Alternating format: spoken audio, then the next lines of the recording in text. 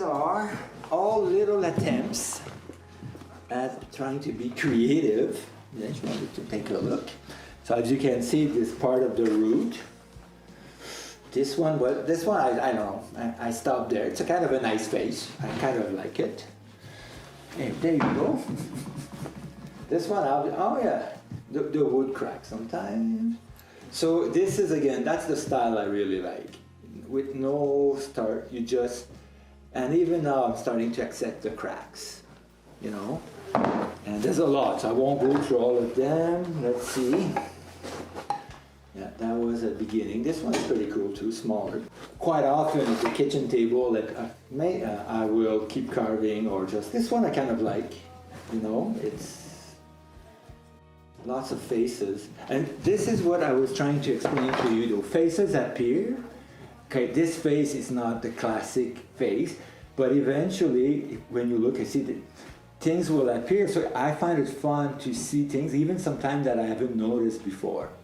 So that's why I say it's interactive, because I don't even know what's going to come up. So I'm as surprised, you know, oh, look at that. So, and this one, like I said, this is like, I used to call it my COVID diary, because obviously it's a bit more intricate, and obviously I usually start at the top and it goes down. So you can almost divide different periods. And you'll probably notice that the style changed, because you're never the same every day. Really like Baron Munchausen, you know. This is one that appeared really by accident. And then, oh, okay, then it was a bit, and it's only half a face. I like it. So yeah, did I do the whole turn?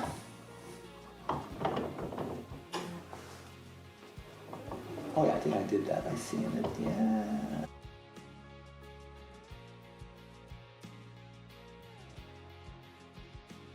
See this one, it's pretty intricate too. Like, see?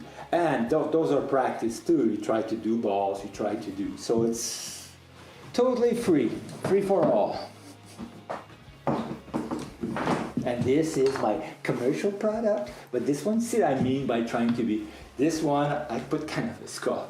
Because sometimes, you know, your creative is always there, so let's try it just for fun. And then you put, and it's good or not good. I mean, like this one is the classic spoon.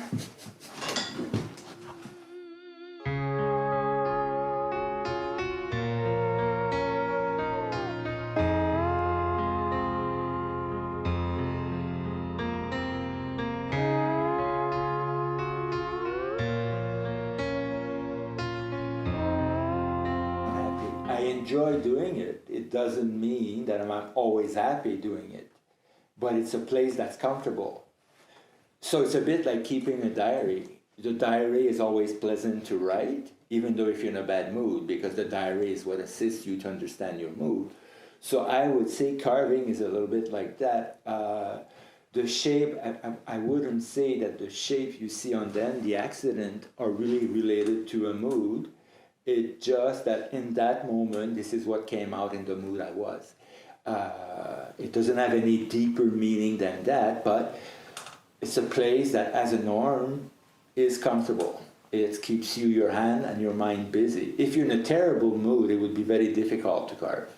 You know, if you're preoccupied outside of it, you still need to be calm enough to sit and not being super upset. But I wouldn't say, as I carve, I'm very accepting to myself, so I'm never disappointed by the piece. I mean, if I don't like it, I just chuck it out. So I don't invest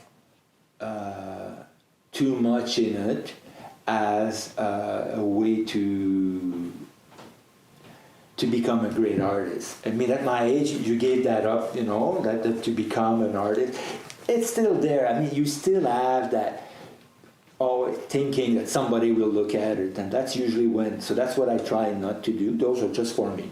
It's a good place to be. It's like a studio, you know. Well, I mean, sometimes you have to clean it, sometimes it's not where it should be. It might be a bit of frustration, but, and there's been periods, the carving has been on hold because of my markets for a while, so it's rediscovering carving, because I was carving on the spoon, but never to that level, and always, like I say, with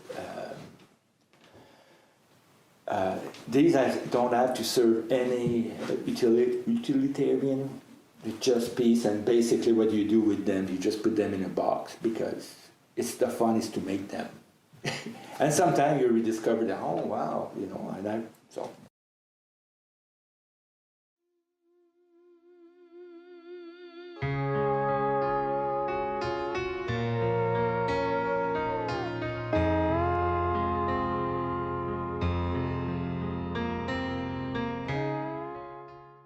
Well, I would say one is something that you do. I mean, as you can see, those are done with humor.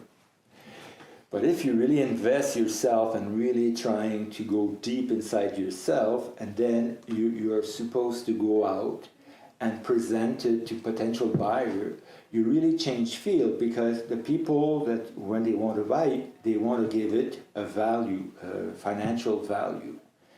And that's where most artists will be hurt, because for them it's priceless. They invested them, but then somebody will come, well, I'll give you $50 for that. So, I mean, so that's how much you think it's worth. Well, that's insulting, because for me it's priceless. So whenever somebody put a price, or if you do a market and somebody want to negotiate, say, wow, I put so much of myself in that, and you want to negotiate that, it can be hurtful. I mean, that's mainly younger. Now, I mean, I have enough experience and I'm fairly solid, but it can still happen. Somebody who would basically just see it as just an object, you know, they're looking for a gift, okay, well, I'll buy that, he might like it. So this is why I never bring those to the market, because spoon, it's easy to keep your ego protected. When you present something that you really think that it's a part of you, and you present it and it's a bit rejected, it can be hard. Therefore, an agent who is not sensitive to the piece is in a better position to present your product and defend it. Because when you did it, it's to defend, so, oh, this is fantastic. It's a little bit too, you look arrogant. You know, if you go, okay, this is worth $1 million, and as well, you know, you're gonna say, well, you know, probably not that much. So then I say, how much do you want to pay for it? Well, I don't know, $50. You know, in a time when you're starving, you will not look at art. You know? So that's my answer. So yes, an agent is much better. It's a game too, to really say, okay, what would sell? What can I do to please them, to try to read your people? It can be a lot of fun, because you put a lot of yourself, because we're human too, and try, but it can be way more frustrating than the freedom of just doing whatever you want. Freedom is a big thing for me at this point, because I mean, I love doing market, don't get me wrong, but I'm taking a break. So I enjoy the freedom of, oh, I should be in the shop because I need more. And oh, no, I should do more. And then I need to find something more original, because I've been selling, you know, they always look the same. So you try too hard sometimes to make something original. I think the biggest problem, if ever you want to be selling, is we try too hard. You know, just keep it simple, and if you like it, there's a good chance somebody else. But if you try to do something extraordinary, the chances are that it's going to be totally terrible. That's my experience. So, marketing career. Well, I mean, in that article in that magazine was good. Big orders, being contacted by people you don't know, and I remember I had one order for 60 sets of a spoon salad set. That was financially, that was really good. It paid good. So that's exciting when you want to sell, or a good market, you know, you double your normal average. It's you're happy, but not in the same, not in the... So what I'm really trying to do is to be satisfied with myself without thinking of becoming something. So let's just enjoy the carving, and don't... Because I mean, when you sell, you become a promoter. You cannot see somebody without pushing your product. And I'm taking a break from that. I wasn't too bad, I mean, but it gets tiresome for the people and for you. I needed that change of perspective. I started, because I'm off, kind of in a sense, so I'm taking over the household chores, which I really enjoy. I'm learning to cook, because I never cook in my life. I didn't have a clue what was involved. So that I like. It's a change, it's creative, and it's new. And no, not much. That's a fun thing. I came to the realization that basically you don't have to do anything. I mean, I'm retired now. So it's very pleasant because I have no responsibilities. Nothing to, just to live. And just say, what's that involve, living? Oh well. And that's as complicated as art. And I keep busy with this little project, carving, drawing. So, philosophizing, yeah. This is because we had an open house, a market after market, and one of our members was offering making buttons. So you would draw your button and then she would put it. So I decided to draw a skull to show that I'm a badass, I'm such a tough guy. You can tell. So yeah, so here that's the fun thing. You meet other artists too, and you have a certain, even though I try not to criticize or judge, because then I would contradict everything, but you fell into it sometimes.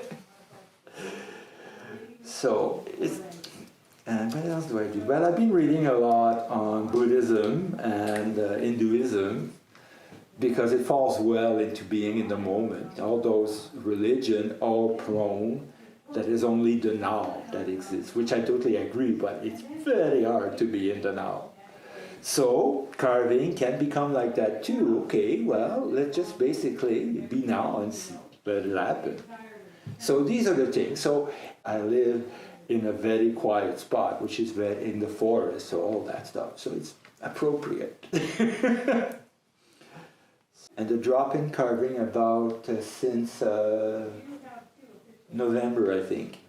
Oh. But it goes on and off, like I said. I got picture. I got some time. The whole place is full, and then you wait and nobody comes. And you take it personal because, what did I do wrong?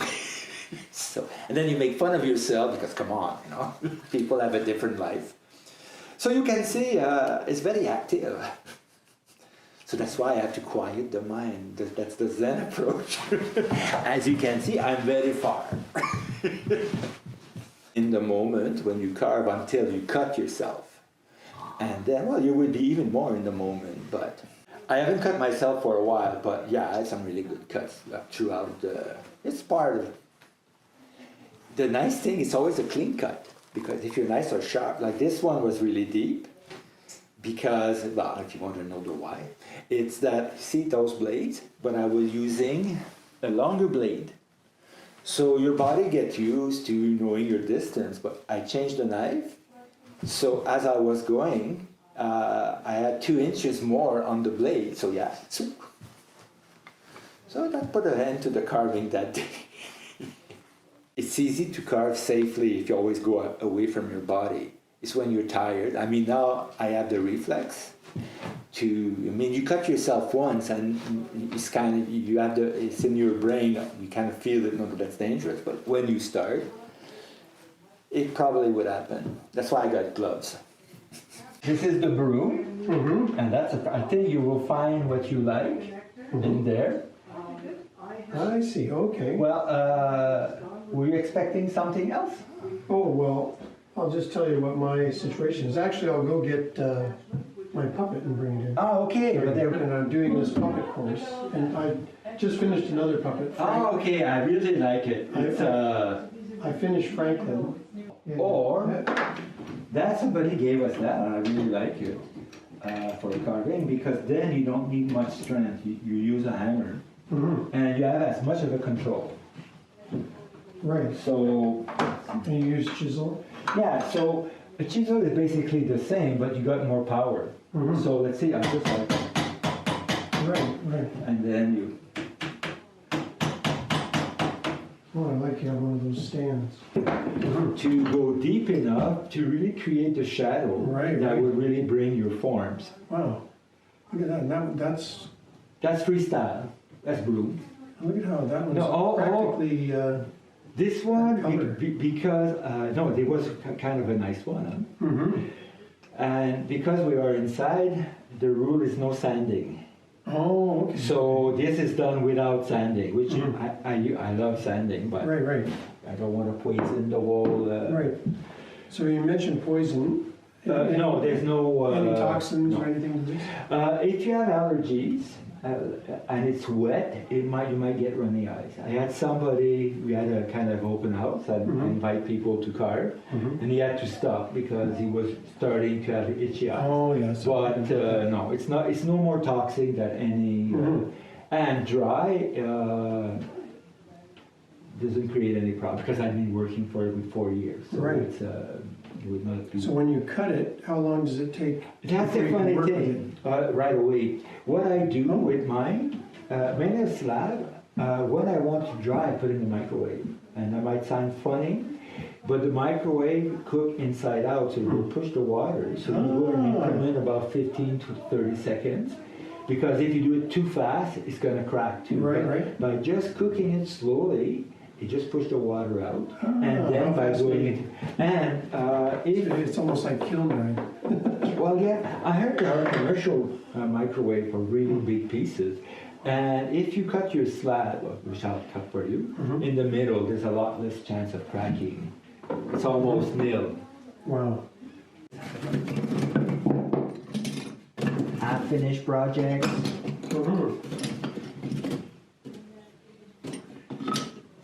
Yeah, because he's taking it out of the inside there too, so you're running into a problem there. I'm trying to make it so you can stand it up.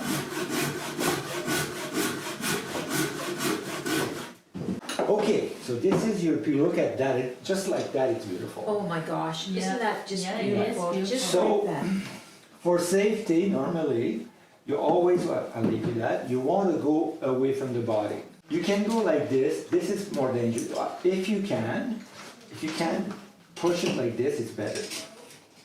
So I let the bark on because it's easier to debark. So try it here. And so you take off the bark. Okay. This is the sharp head. Yeah. So what you need to do, basically, you push it in, and then you lift. So what are you working on tonight? Good question. I got some broom if you want to cut yourself a piece. Yeah. Or the one on the table. Okay. Did you finish anything? Yeah. Oh my God. Oh, look! That's That's beautiful! look at the bowl. Hey, I want to be able to do and that. it's fairly thin. That was a lot of Oh work. my gosh, Yes. that is a beauty. Yeah. I know you must be happy with it. Yeah, very much. That was last The darn crack, but it fits well. week. Yeah, and the mouth got. The mouth you did Not really- bad, hey? No. Well, you've helped me out fix it. You know you can fix the cracks, huh? With, yeah, Well, if it doesn't go in the water, you can have Locage glue, the white glue. yeah. You don't need to really carve that. You just make a hole and they look like eyes. Yeah. I got to the brown, so, And he's laughing yeah. or smiling. Yeah, a little bit, or. Yeah, well, congratulations. Oh, it is Well, you beautiful. know. But the spoon is really, really nice. Yeah, I like that.